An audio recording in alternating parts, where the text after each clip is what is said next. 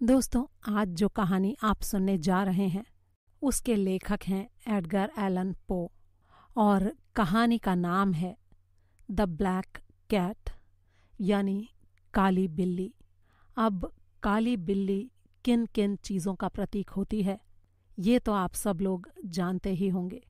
थोड़ी मनहूसियत, थोड़ा हॉरर, थोड़ा अपशकुन, भूत प्रेत और जादू टोने का। तो जिस कहानी का नाम ही द ब्लैक कैट है उसमें ये सारे रंग तो होंगे ही। तो दिल थाम कर बैठिए और सुनिए ये साइकोलॉजिकल थ्रिलर कहानी जिसका नाम है द ब्लैक कैट। जो मैं लिखने जा रहा हूँ वो अजीब सी पर थोड़ी घरेलू कहानी है और ये जिस बारे में है उन चीज़ों पर ना तो मुझे यकीन है और ना ही उनके होने की कोई उम्मीद, बल्कि मैं तो इसे पागलपन ही करार दूंगा।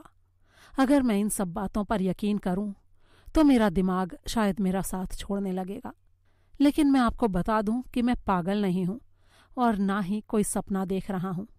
कल मैं मरने वाला हूं और इसीलिए आज अपने दिल का बोझ हल्का कर लेना चाहता हूं।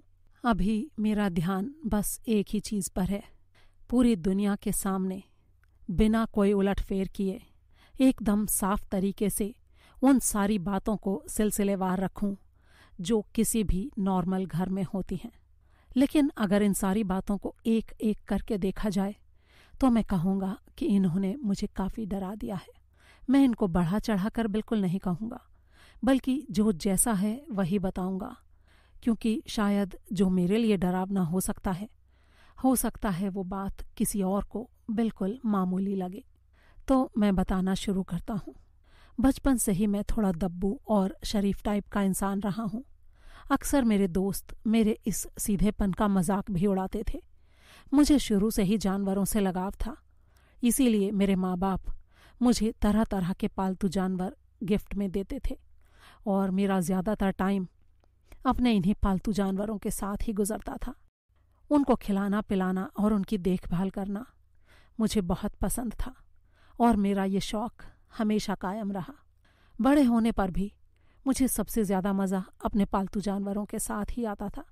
यहाँ मैं ये बता दूँ कि जानवर इंसान से ज़्यादा अच्छे और वफ़ादार होते हैं और ये बात सिर्फ वही लोग समझ सकते हैं जिनके पास कोई पालतू कुत्ता या बिल्ली हो।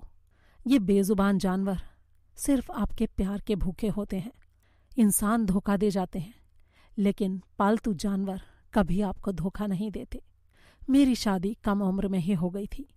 शादी के बाद मुझे ये देखकर और भी अच्छा लगा कि मेरी पत्नी को भी जानवर उतने ही पसंद थे जितने मुझे। इसीलिए अब हम दोनों मिलकर उनकी देखभाल करने लगे। हमारे पास हर तरह के जानवर थे।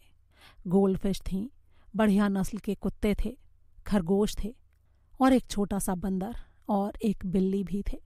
ये जो हमारी बिल्ली थी ये कुछ ज़्यादा ही बड़ी और खूबसूरत थी और इसका रंग एकदम काला था।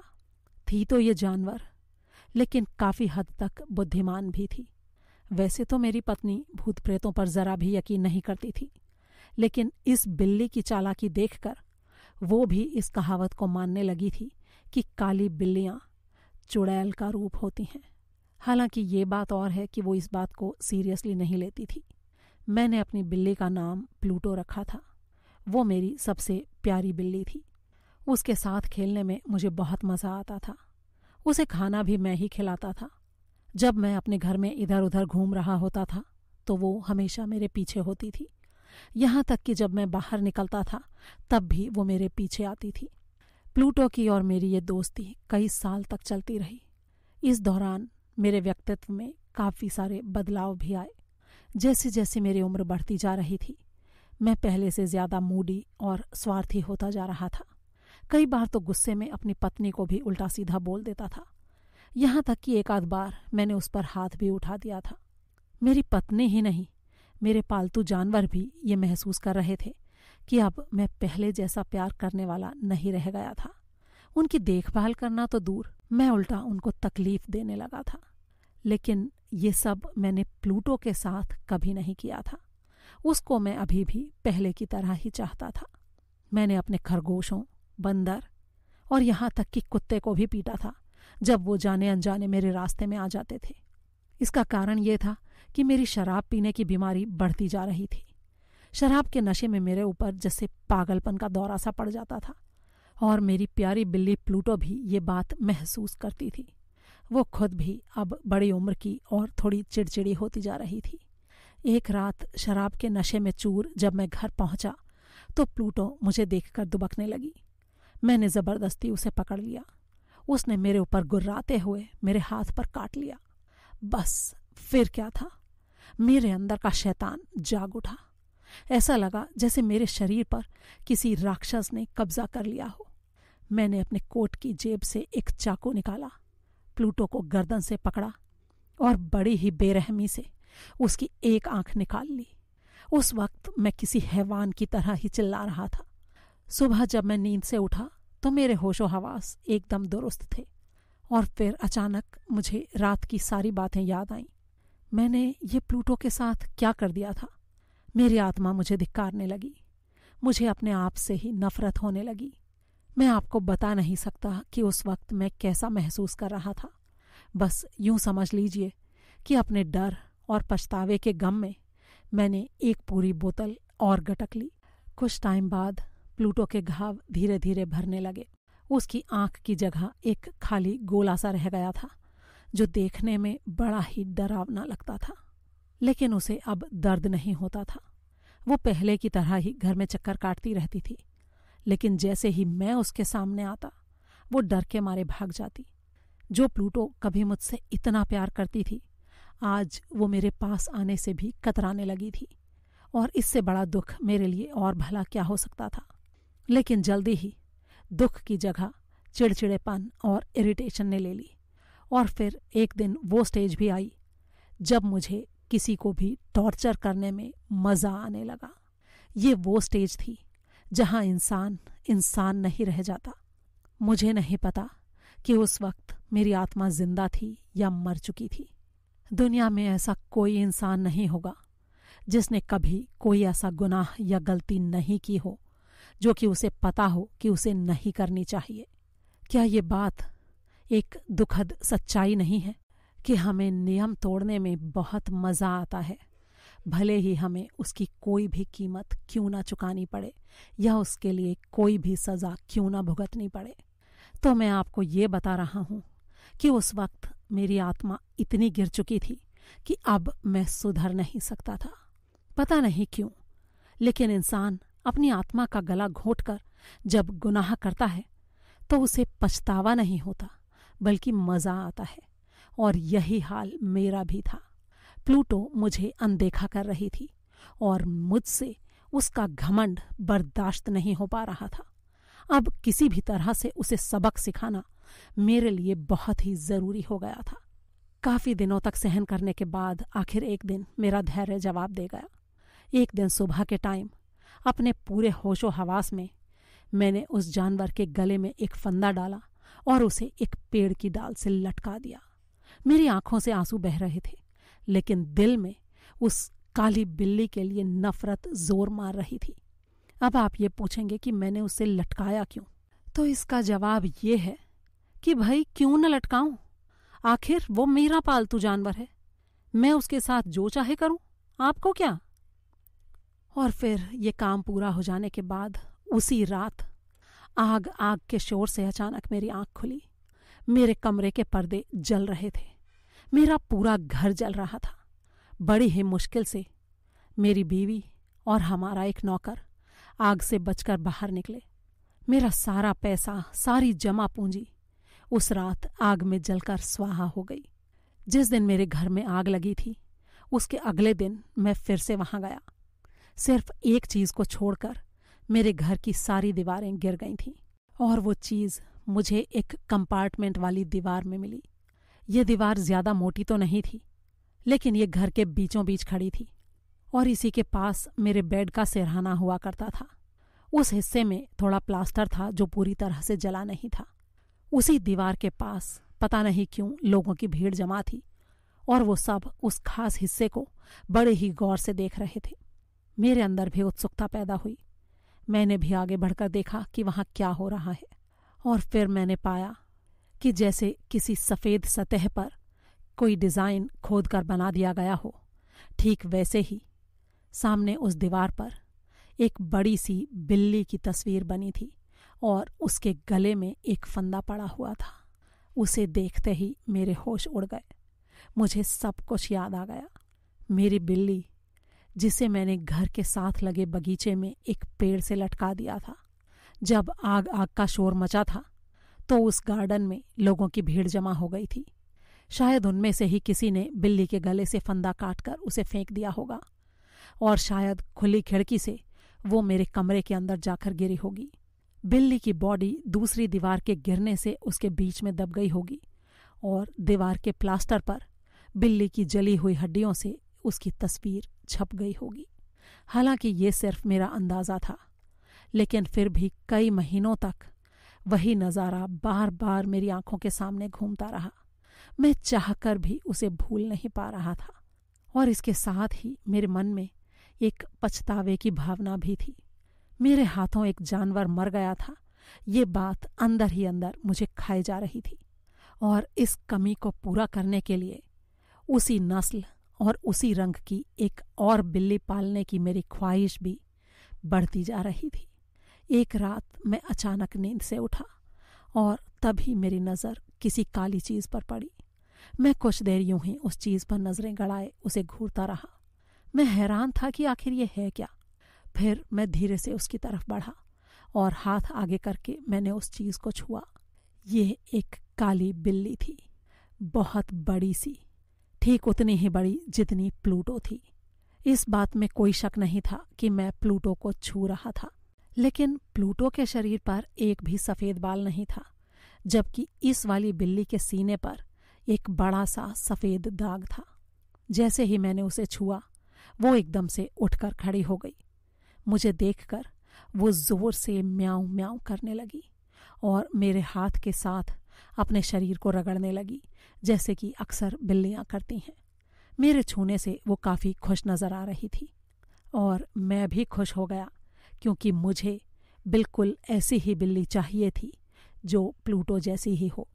दूसरे दिन मैंने अपने मकान मालिक से कहा कि मैं उस बिल्ली को खरीदना चाहता हूँ। उसने बिना कोई जवाब दिए पहले अजीब सी नज़रों से मुझे घूरा, फिर उसने इस बात से भी इनकार कर दिया कि उसके घर में ऐसी कोई बिल्ली है भी। लेकिन मैंने पक्का फैसला कर लिया था कि मैं उस बिल्ली को पालूंगा ही, इसीलिए मैं उसे घर ले आया। जल्दी ही वो बिल्ली हम लोगों के साथ घुल मिल गई। मेरी पत्नी तो उसे देखते ही उसकी दीवानी सी हो गई थी। और जहाँ तक मेरा खुद का सवाल है, कुछ दिन तो अच्छी तरह से गुजरे, लेकिन फिर मेरे मन के अंदर इस बिल्ली को लेकर भी वही भावनाएं पैदा होने लगीं जैसी बाद में प्लूटो को देखकर होती थीं। पता नहीं क्यों मुझे ऐसा लगने लगा कि मैं इस नई बिल्ली से भी चिढ़ने लगा हूँ, जबकि मैं उसे प्लूटो की कमी पूरी करने के लिए यहाँ लाया था। मुझे कुछ समझ में नहीं आ रहा था कि ऐसा क्यों हो रहा है। बिल्ली जितना ज़्यादा मेरे आसपास घूमती, उसे देखकर मुझे उतनी ही चिढ़ होती। बिल्ली के लिए मेरी नापसंदगी अब धीरे धीरे नफरत में बदलने लगी। मैं जितना हो सके उससे दूर रहने की कोशिश करता था। जब मैं उसे देखता तो मुझे अपना गुनाह याद आ जाता, इसीलिए मैं उसे कन्नी काटता रहता था। कुछ हफ्ते तक तो ऐसे ही चलता रहा। हमने बिल्ली का ठीक ठाक से ख्याल रखा, लेकिन धीरे धीरे मेरे साथ वही सब होने लगा जो पहले होता था। ऊपर से बिल्ली को जिस दिन मैं घर लाया था, उसके अगले दिन सुबह मैंने देखा कि प्लूटो की तरह उसकी भी एक आंख नहीं थी। मेरे लिए यह हैरानी की बात थी, लेकिन मेरी पत्नी को इस बात से कोई फर्क नहीं पड़ा। बिल्ली के प्रति उसके प्यार में ज़रा भी कमी नहीं आई थी। लेकिन अब यह बिल्ली मुझे फूटी आंख नहीं सुहा रही थी, और ऊपर से तुर्रा ये था कि वो कमबख्त मेरा पीछा छोड़ती ही नहीं थी। जहाँ मैं जाता वहीं चली आती थी। मैं बैठता तो मेरे पास ही चिपक कर बैठ जाती। मैं उठकर जाने लगता तो मेरे पैरों के बीच खड़ी हो जाती। मेरे कपड़ों पर अपने तीखे लंबे नाखून चुभाने लगती। उस वक्त मेरा दिल बड़ी जोर से करता कि उसे जान से मार डालूं, लेकिन मैं अपनी वही पुरानी गलती फिर से दोहराना नहीं चाहता था। सच कहूं तो मैं मन ही मन उस बिल्ली से बहुत डरने लगा था। मैं अपने इस डर को बयान नहीं कर सकता। भूत प्रेतों का डर तो फिर भी कहने लायक होता है, लेकिन इस डर का ना कोई नाम था, ना कोई शक्ल। जल्दी ही नौबत यहाँ तक पहुँच गई कि मुझे अपने ऊपर शर्म आने लगी। जी हाँ, इस बिल्ली ने मुझे इतना डरा दिया था कि अब मुझे खुद के ऊपर शर्म आने लगी थी। मेरी पत्नी कई बार मुझे कह चुकी थी कि इस बिल्ली पर कुछ अजीब निशान है। मैंने भी जब इस बिल्ली को पहली बार देखा था तब उस निशान पर मेरा भी ध्यान गया था। प्लूटो और इस बिल्ली के बीच यही एक फर्क था, लेकिन पता नहीं क्यों अब ये निशान कुछ अजीब सी शक्ल लेता जा रहा था। ये निशान था एक ऐसी चीज का जिसका नाम लेते ही मुझे डर लगने लगता था। ये निशान था एक फांसी के फंदे का जो मैंने प्लूटो के गले में बांधा था, और ये निशान मुझे मेरे उस गुनाह की याद दिलाता था। बार बार मेरे अंदर का इंसान एक जानवर से डर रहा था, एक ऐसा जानवर जिसकी नस्ल के एक दूसरे जानवर को मैंने बेरहमी से मार डाला था, और अब ये जानवर मेरी जान का प्यासा था, एक इंसान की जान का प्यासा। पहले वाला जानवर मुझे कभी अकेला नहीं छोड़ता था, और इस वाले से पीछा छुड़ाना मेरे लिए मुश्किल हो रहा था, मेरे लिए मुश्किल हो रहा था। रात के अंधेरे में उसकी गर्म सांसें मुझे अपने चेहरे पर महसूस होती थी, और उसका भारीपन अपनी छाती पर। दिन ब दिन मेरे अंदर की अच्छाई मरती जा रही थी। मेरी आत्मा एकदम कोयले जैसी काली हो चुकी थी। मुझे दिन रात सिर्फ बुरे बुरे ख्याल आते थे। अब मुझे हर चीज से नफरत हो गई थी, जानवरों से, इंसानों से, हर चीज से। और मेरी पत्नी, वो बेचारी चुपचाप ये सब कुछ बर्दाश्त करती जा रही थी। एक दिन मैं और मेरी पत्नी अपने घर के खस्ताहाल बेसमेंट में किसी काम से गए। कमबख्त बिल्ली भी हमारे पीछे पीछे थी। वो एकदम मेरे पीछे चल रही थी कि तभी उसके भारी भरकम बदन से मुझे एक धक्का सा लगा और मैं मुंह के बल कई सीढ़ियां नीचे गिर गया। बस फिर क्या था, मैं गुस्से से पागल हो उठा और मैंने वहां रखी एक कुल्हाड़ी उठा ली। जैसे ही मैंने कुल्हाड़ी से बिल्ली पर हमला करना चाहा, मेरी पत्नी ने मेरा हाथ पकड़कर मुझे रोक दिया। अब मुझे और भी गुस्सा आ गया। मैंने वही कुल्हाड़ी अपनी पत्नी के सिर पर दे मारी। कुल्हाड़ी के उस तेज एक ही वार ने उसे एक ही पल में मौत की नींद सुला दिया, और अब मेरे सामने उसकी लाश जमीन पर पड़ी थी। मैं वहीं पर अपना सिर पकड़कर बैठ गया। इस कत्ल के बदले मुझे फांसी की सजा हो सकती थी, और अब किसी भी हाल में मुझे इस लाश से छुटकारा पाना था। मैं जानता था कि लाश को घर से बाहर ले जाना मुश्किल होगा। रात में भी और दिन में भी कोई ना कोई पड़ोसी मुझे जरूर देख लेगा। मैं वहीं बैठकर सोचने लगा। लाश से छुटकारा पाने के कई तरीके मुझे सूझ रहे थे, लेकिन उनमें से कोई भी फुल प्रूफ नहीं था। एक बार के लिए तो मैंने ये भी सोच लिया कि लाश को काट कर छोटे छोटे टुकड़े करके आग में जला दूं। फिर सोचा बेसमेंट में गड्ढा खोदकर लाश को वहां गाड़ दूं। फिर मैंने ये भी सोचा कि क्यों ना आंगन के कुएं में लाश को डाल दूं, या फिर किसी डब्बे में पैक करके किसी कुली को कहकर बॉक्स को घर से बाहर भिजवा दूं। लेकिन इन सारे आइडियो में से कोई भी मुझे ज्यादा जमा नहीं। आखिर में एक बड़े ही कमाल का आइडिया मेरे दिमाग में आया। दीवार के अंदर लाश छिपाने से कभी किसी को शक नहीं होगा और ना ही कोई उसे कभी ढूंढ पाएगा। मैंने सुन रखा था कि मध्य युग में लोग किसी की हत्या करके उसकी लाश को इसी तरह से दीवारों में छुपा दिया करते थे। और वैसे भी मेरा ये बेसमेंट इस काम के लिए एकदम सही जगह थी। इसकी दीवारें कच्ची थीं और जगह जगह से प्लास्टर भी उखड़ा हुआ था। ऊपर से यहाँ एकदम अंधेरा रहता था, जिसकी वजह से यहाँ एक अजीब सी नमी और सीलन रहती थी। एक दीवार के अंदर एक खाली जगह बनी हुई थी, शायद चिमनी या फायरप्लेस के लिए, और उसके ऊपर मिट्टी डालकर उसे भर दिया गया था जो ईंटों के लाल रंग से मिलता जुलता था। उस मिट्टी को हटाकर वहां पर बड़ी ही आसानी से लाश को दफनाया जा सकता था। मैंने एक लोहे की सलाख से ईंटें हटाई, बड़ी ही सफाई से लाश को उस खाली जगह में लिटा दिया। फिर मैंने थोड़ा सा प्लास्टर तैयार किया जो पुराने प्लास्टर के रंग से मिलता जुलता था। प्लास्टर करने के बाद मैंने बड़ी ही सफाई से ईंटों को वहां लगा दिया। काम खत्म होने पर मैंने दीवार की तरफ देखा।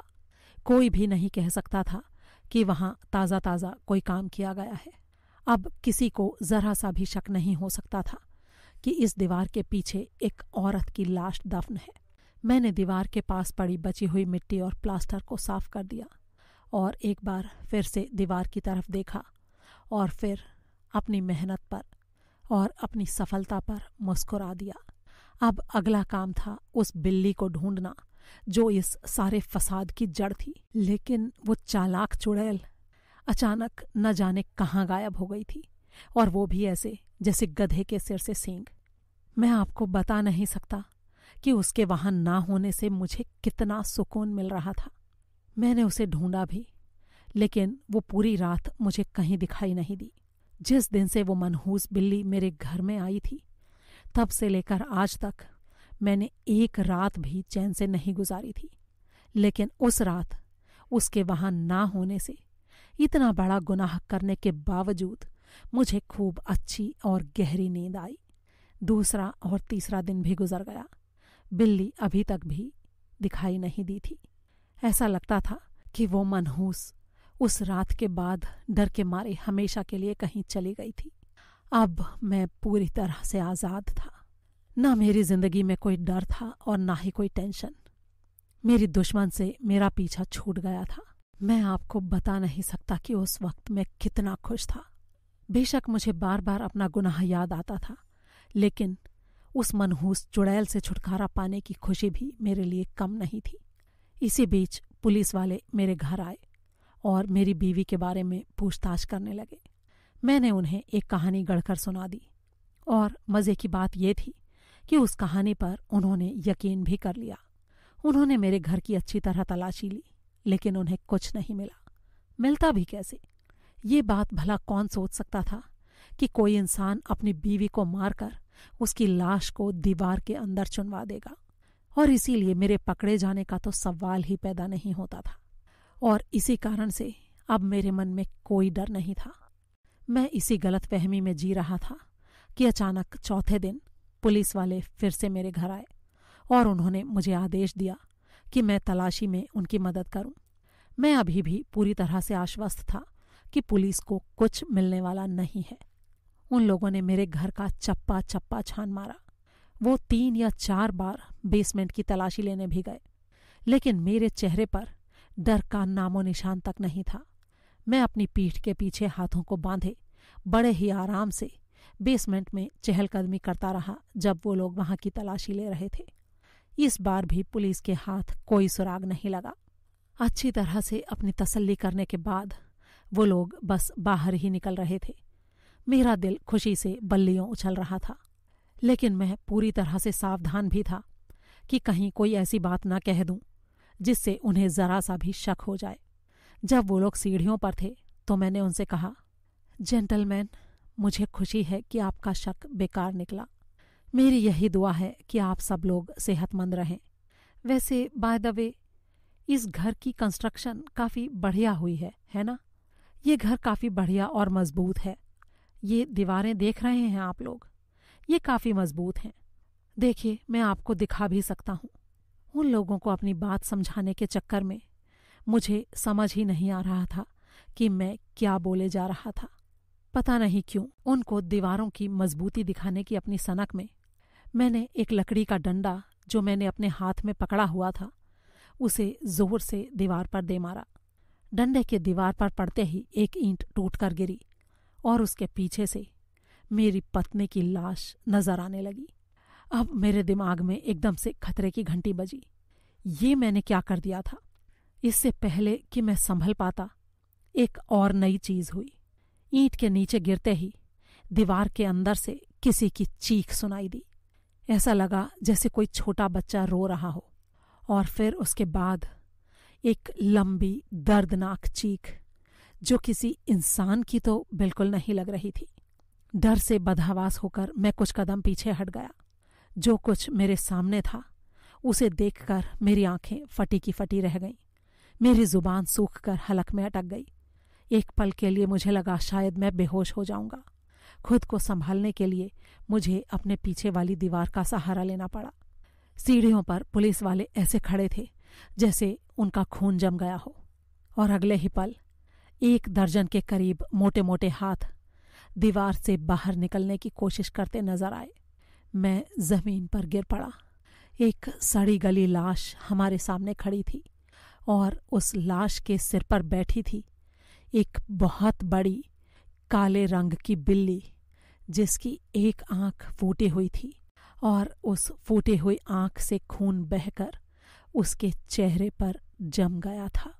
मैं जमीन पर पड़ा, अपने सामने खड़ी उस चीज को बस घूरे ही जा रहा था, और फिर मुझे एहसास हुआ कि मैंने उस दीवार में अपनी बीवी को नहीं चुनवाया था, मैंने उसमें एक हैवान को चुनवा दिया था।